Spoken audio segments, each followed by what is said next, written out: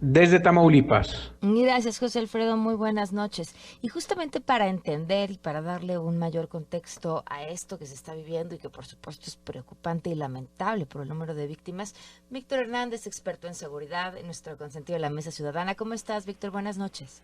Pam, buenas noches, qué gusto saludarte. ¿Qué podemos leer de todo esto? ¿Cómo tendría que ser esto clasificado? ¿Y cuál tendría que ser la respuesta del Estado? Claro que sí. A mí me gustaría empezar hablando de los contextos locales en que ocurran estos acontecimientos. En Tamaulipas, la verdad es que para mí fue una sorpresa que la propia Fiscalía indicara que esto involucraba al Cártel del Golfo. Yo tenía la impresión de que el primero que iba a salir nombrado el Cártel del Noreste. Y en el caso específico de Guanajuato tenemos la pugna desde hace ya al menos un par de años entre el Cártel de Santa Rosa de Lima y el Cártel Jalisco Nueva Generación.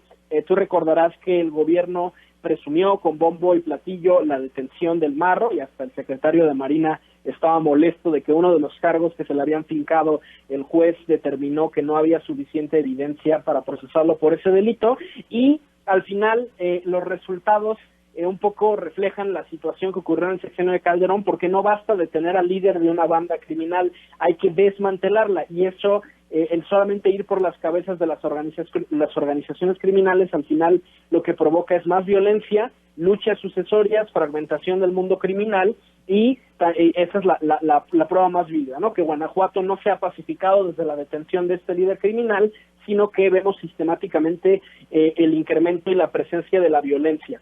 El caso de Tamaulipas en particular es muy llamativo.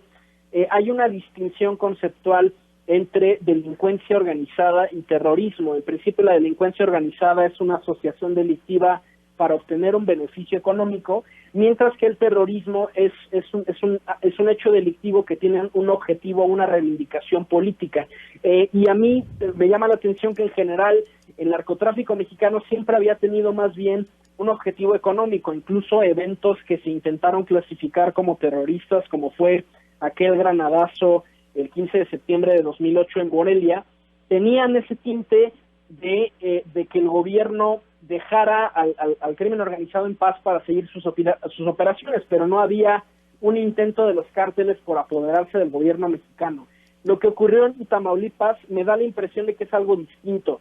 Hay algunos de los asesinatos que se cometieron que parecieran cobro de derecho de piso, pero cuando observamos integralmente lo que ocurrió en Tamaulipas, da la impresión de que esto ya es abiertamente un atentado narcoterrorista, el elegir personas al azar, donde ya no hay un objetivo económico claro, donde se diluye esta distinción entre el terrorismo y la delincuencia organizada. Creo que sí hay los criminales cruzaron una línea en Tamaulipas en ese sentido, y aunque el gobierno no lo quiera reconocer, porque no quiere desatar la furia de los Estados Unidos en la persecución internacional del terrorismo, sí creo que nos presenta un reto conceptual, porque lo que ocurrió en Tamaulipas es distinto. Yo creo que sí tendremos que empezarnos a plantear seriamente la hipótesis de que este haya sido abiertamente un atentado narcoterrorista en territorio mexicano, y eso puede tener implicaciones internacionales importantes.